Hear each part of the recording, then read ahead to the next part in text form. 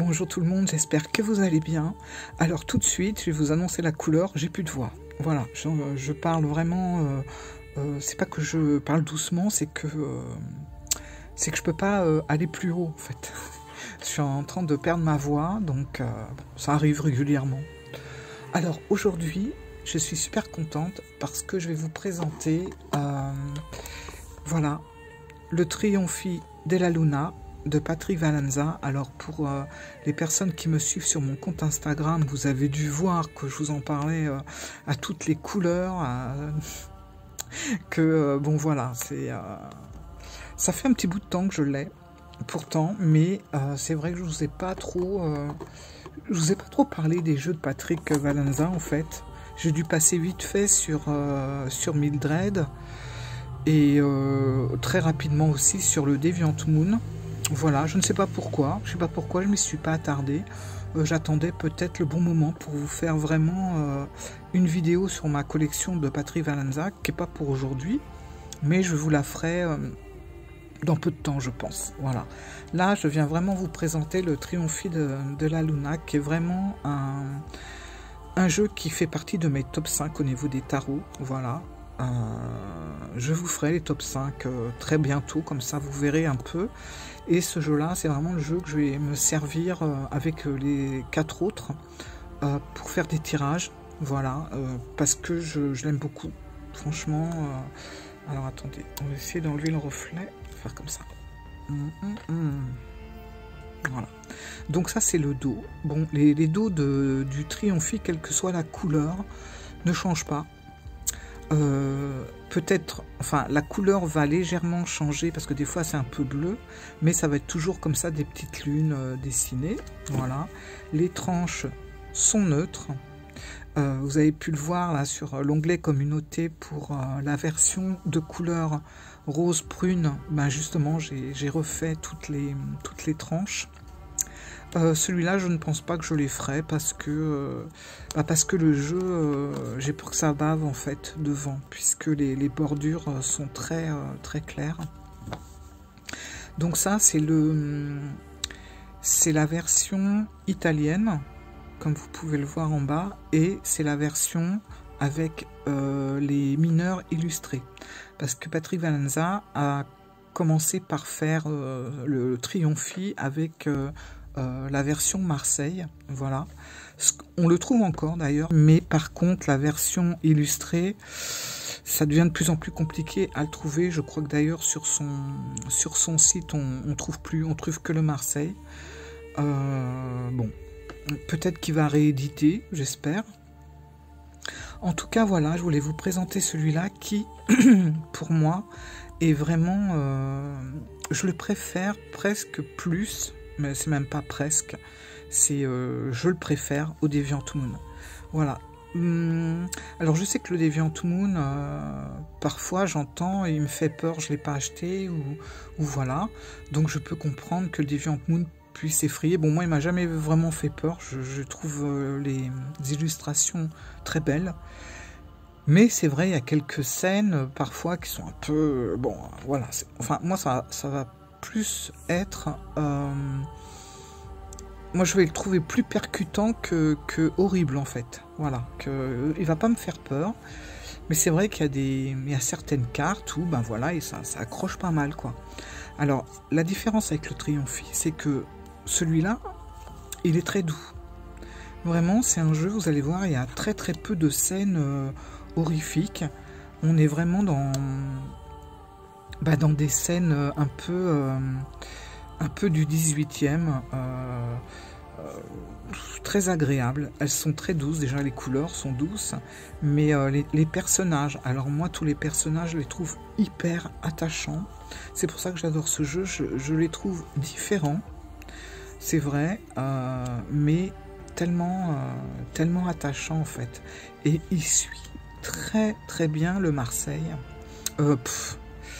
Pas le Marseille, le Rider-Waite, puisque là on a les mineurs illustrés, donc on est vraiment, on reconnaît tout à fait les scènes du Rider-Waite sans aucun problème. Dans ce jeu, on a des cartes alternatives et c'est top. Franchement, je vais vous les montrer à part parce que je ne les ai pas mises dans le jeu. Mais ce qui est bien, et c'est pour ça que ce jeu-là, il est vraiment top, c'est que en fait, on s'ennuie pas. On s'ennuie pas du tout avec parce que si par exemple, je sais pas, à un moment donné, j'en ai marre, j'ai envie de changer, je vais prendre une des cartes alternatives et allez hop, je vais la mettre dedans et ça va me donner un peu cette impression, pas de changer de jeu, mais un petit peu de fraîcheur, voilà, un petit peu de changement. Et voilà, là on a l'impératrice. Alors je l'adore, l'impératrice, mais elle fait très... comment dire? Elle fait très sûre d'elle, très peut-être un petit peu bêcheuse sur les bords. Mais bon, vous voyez, les personnages, ça reste toujours très... Le 6 de bâton. Alors là, c'est vrai que le roi d'épée, voilà. Il a vraiment une tête de roi d'épée, en fait. Avec son couteau derrière. Voilà, alors ce qu'on va avoir un petit peu, parfois, c'est les épées un peu sanguignolantes, comme ça. Mais la tempérance est magnifique. Là, on reconnaît le 7, le 8, pardon. De denier ou de pentacle, parce qu'en fait vous allez voir, en plus là c'est la version italienne, donc du coup on est avec style Rider-Waite, mais en même temps il y a des appellations qui sont le Marseille, puisque vous allez voir la grande prêtresse et la papesse, enfin bon, en général, j'aime pas trop ça, mais comme je sais que Valenza, il a fait une version Marseille avant, je comprends en fait que dans la version Rider-Waite, on ait repris des intitulés du Marseille. Voilà. Donc là, on a le roi de denier, le pendu. Le pendu, il est vraiment chouette. La reine de coupe, très belle. Voilà, je trouve les cartes très douces. Et alors voilà une des cartes qu'on a en plus. Alors celle-là, je l'ai gardée. C'est-à-dire qu'on a 2 diables. En tout, on en a au moins 8. Je veux dire, Patrick Valenza, il nous a gâtés avec ça. Mais du coup, moi j'ai mis juste... Là, on a la diablesse. Donc on a le diable féminin. Et j'ai gardé le diable masculin. Mais j'ai trouvé très bien qu'ils mettent aussi... en fait, se suivent. Voilà. On a le diable, la diablesse et le diable. Voilà. Donc là, on a le 7 d'épée. Donc vous voyez, toujours avec un petit peu de sang. Mais bon, ça reste vraiment très léger. Le page de denier est tout mignon. Elle est très belle avec son habit de plume arc-en-ciel. Là, j'aime beaucoup.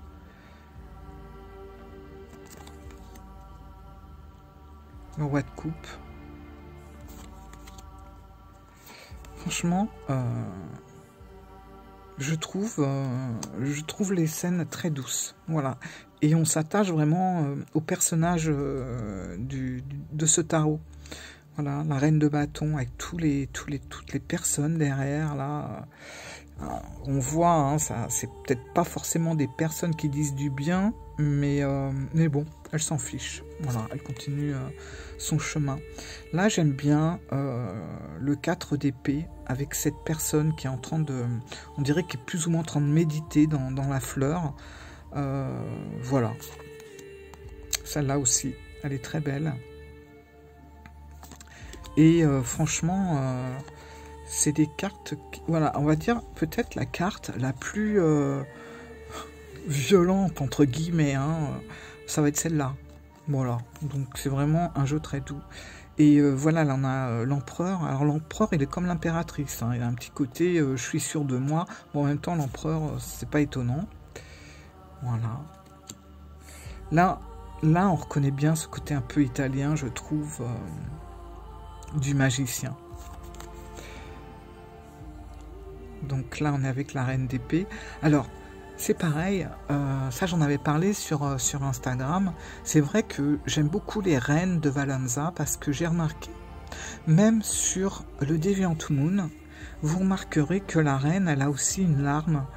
Et c'est vrai que nous, tout de suite, la reine d'épée, c'est la reine qui est sûre d'elle, c'est la reine qui aime bien que les choses soient claires, on tranche dans le vif et on fait pas de détails. Et les reines de Valenza, elles sont beaucoup plus... beaucoup plus émotive en fait, il est fait d'une façon, enfin voilà, là on la voit, cette reine d'épée, bon on voit qu'elle revient d'un combat, hein, il n'y a qu'à voir son épée déjà bien sanguinolente. Là voilà, on a un nuage tout noir, bon mon chat ça commence.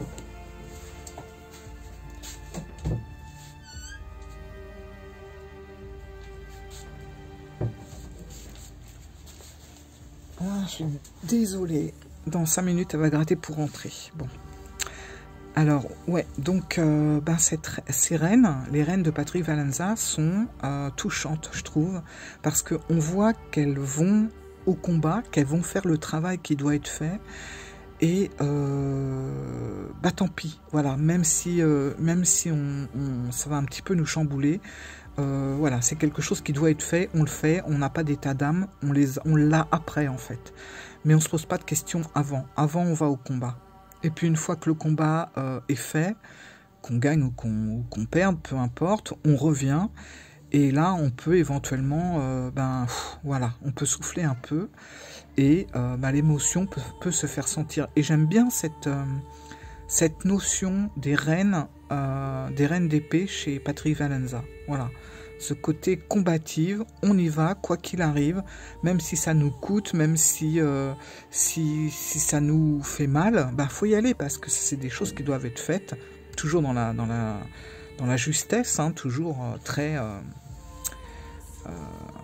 toujours très juste en fait. Et c'est pour ça qu'on les voit toujours revenir du combat plus ou moins tristounettes, ces reines, j'aime bien. Alors ça, bizarrement, c'est une de mes cartes préférées. Parce que le 5 de coupe, là, le fait de l'avoir dans l'eau, je sais pas, je trouve que c'est super bien fait. Ce personnage qui est dans l'eau avec toutes les coupes. Puis tout le monde pleure, en fait.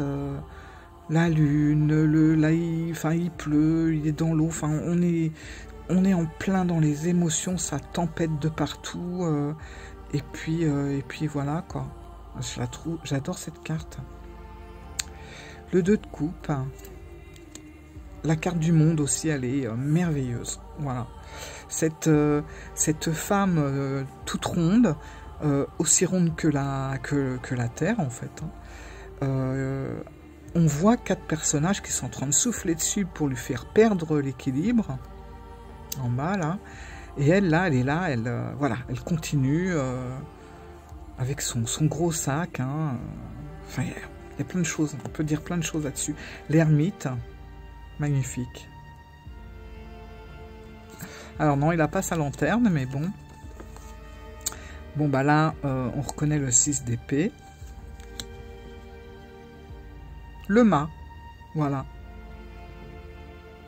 Alors, il y a un côté très satirique aussi hein, dans ce jeu. La force, magnifique aussi. Le 7 d'épée. Ah non, pardon, le 7 de bâton. Le 3 de coupe. Donc là, c'est la fête, c'est... On se laisse aller, hein, dans tous les sens du terme. Le 2 de bâton. Le 2 de bâton, j'aime beaucoup aussi cette carte. Où on voit le personnage, on a l'impression qu'il était tout fier de ce qu'il avait trouvé. Et puis d'un seul coup, il s'aperçoit que... ah, mais non, finalement, il y en a d'autres. 4. Magnifique aussi, le 10 de bâton. Le 10 de coupe. Vous voyez, on suit vraiment le rider.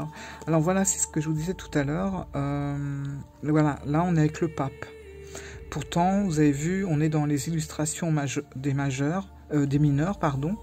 Et donc, on est avec un Rider-Waite, mais il a gardé quand même la signification du départ, c'est-à-dire de ce qu'il avait fait avec son tarot de Marseille, en fait. l'as d'épée. Magnifique aussi, le 8 de coupe. C'est vraiment... on voit, il part, dans le 8 de coupe, il part. J'aime bien, là, c'est pareil, on a un nuage, la pluie, et on va vers le soleil. Voilà, on est détendu, là, on se débarrasse de choses qui nous pourrissaient la vie, en fait. Et on part devant. La justice. Là, on est avec le cavalier de bâton. Les amoureux. La roue. La mort. Alors, vous voyez, la mort, elle n'est pas nommée. Voilà, donc c'est l'arcane sans nom, en fait. On est toujours dans le Marseille, du coup. Le bâton. Enfin, l'as de bâton. Et j'aime bien aussi le page de coupe. Là, le page de coupe, on voit, on a l'impression ouais, qu'il se remplit de toutes les émotions à venir. Alors voilà une des cartes alternatives. Alors celle-là, je l'adore. D'ailleurs, j'ai choisi celle-là. L'autre était beaucoup plus Rider-Waite. Mais je trouvais que la carte de l'étoile, avec ce style un peu Nostradamus, le fait d'observer tout ça, je sais pas. Je l'ai trouvé vraiment magnifique. Voilà, là on repart avec le page d'épée. Le 10 de pentacle. Pentacle, denier, bon. La tour. Et là, vous voyez, on est avec la papesse. Et elle n'est pas nommée grande prêtresse. Bon, c'est pas grave. Moi, ça me dérange pas. Par rapport à ce jeu-là, ça me dérange pas du tout. Quand on connaît toute l'histoire qu'il y a eu avant, comme je vous ai expliqué, ça partait d'un Marseille, donc bon. Là, on a le 10 d'épée. J'adore aussi celle-là. C'est le cavalier de coupe en train de chevaucher une sirène. Voilà, bon, bah, ça veut tout dire. Et on termine avec le 3 de denier. Voilà. Donc, vous voyez, il est très doux. Il est doux. Il est beau. En plus, ils sont hyper bons. J'adore son odeur. Bon, en même temps, il a dormi avec un encens à la sauge. Après, j'avais plus ou moins parfumé la pochette. Enfin bon, tout ça, ça fait des mélanges d'odeurs super agréables. Et, ah oui, alors attendez, je vais vous montrer du coup... Alors, je vais vous montrer quand même les cartes alternatives parce que ça vaut vraiment le coup. Alors voilà, on a l'autre étoile. Donc vous voyez, elle ressemble pardon, un peu plus à l'étoile du Rider. Mais je préfère l'autre en fait. Alors, des diables, on en a. On a le jugement aussi. Une carte alternative avec le jugement. Voilà. Une autre carte du diable. Attendez, c'est pas fini. Non, mais on est gâté avec ce jeu. Une autre carte du diable. Voilà, donc on peut changer. Hein, au niveau du diable, ça, on en a. Alors là, on a un diable. Voilà. Encore. Il s'est lâché. Patrick Valenza, il s'est lâché sur le diable. Voilà. Et là, on a... alors ça, c'est une carte alternative qui pourrait remplacer la tour. On pourrait mettre dedans aussi, on pourrait la rajouter en plus. Celle-là aussi, d'ailleurs. Voilà, ça, c'est des cartes en plus. Mais voilà, qui sont numérotées comme la tour, en fait. Mais c'est pas mal. Je pourrais presque les laisser dedans parce que ça peut donner des significations parfois un peu atténuées quand même. Ouais, peut-être que je les mettrai dedans. Je sais pas. Des fois je les mets, mais en fait souvent je change. Je change de carte. C'est-à-dire quand j'en ai un peu marre d'avoir tel diable, je vais changer. J'ai changé aussi le jugement. Voilà. Et du coup, ce qui est bien, c'est qu'on se lasse pas en fait. Et puis il a un côté tellement, tellement ésotérique, c'est voilà, c'est du Patrick Valleza tout craché, hein. Alors bon, bien sûr, vous imaginez bien que ce jeu, j'aime bien le mixer avec quoi? Avec Mildred Penn. Voilà, mais ça je vous le montrerai une autre fois. Mais avec Mildred, ça fait, c'est génial. Voilà, c'est vraiment chouette. Donc moi, c'est vraiment mon tarot chouchou, avec 4 autres, mais ça fait partie de mon top 5 largement. Voilà. Donc je suis contente de vous l'avoir présenté, parce que depuis le temps que je vous en parle, il était temps que je vous le montre. Voilà. Bon, écoutez, j'espère que ça vous a plu. Et puis que vous avez aimé ce tarot, franchement. Après, on est quand même... Patrick Valleza, c'est simple, c'est où on adore ce qu'il fait, ou alors on est complètement... voilà, on recule de 10 pas, quoi. Il n'y a pas de demi-mesure avec lui. Voilà, vous voyez, c'est un jeu très généreux, en fait. Là, on a la carte. Alors, ce qui est marrant...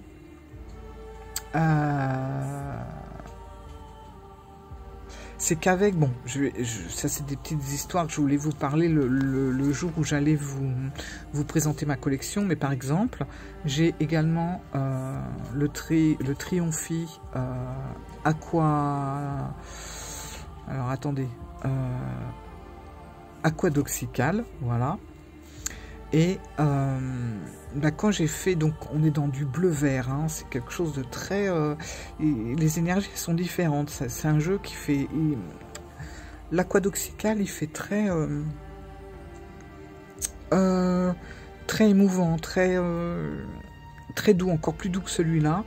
Et quand je me suis amusée à faire, comme je fais souvent, la petite séance de présentation entre moi et le jeu, quand j'ai un jeu qui arrive, par exemple, l'Aqua, quand il est arrivé, je n'ai eu des réponses qu'avec des coupes. Alors c'était assez étonnant, mais que des coupes. Donc j'ai senti que c'était vraiment, on était vraiment dans l'émotion, dans le côté un petit peu plus émotif. C'était un jeu beaucoup plus... alors que le rose est un petit peu plus... je trouve un peu plus agressif. Voilà. Bon, et puis celui-là, celui-là, il est neutre. Voilà. Bon, écoutez, je suis contente de vous l'avoir présenté, parce que franchement, ce jeu, c'est vraiment... je l'adore, voilà. Et puis, je vous dis à très bientôt, je vous fais plein de gros bisous, et puis je vais ouvrir à mon chat qui est en train de gratter à nouveau pour entrer. Et je vous dis à très bientôt, et je vous souhaite aussi un bon week-end, parce que quand cette vidéo va sortir, on est vendredi, ce sera samedi, demain matin à 7 h. Gros bisous, au revoir.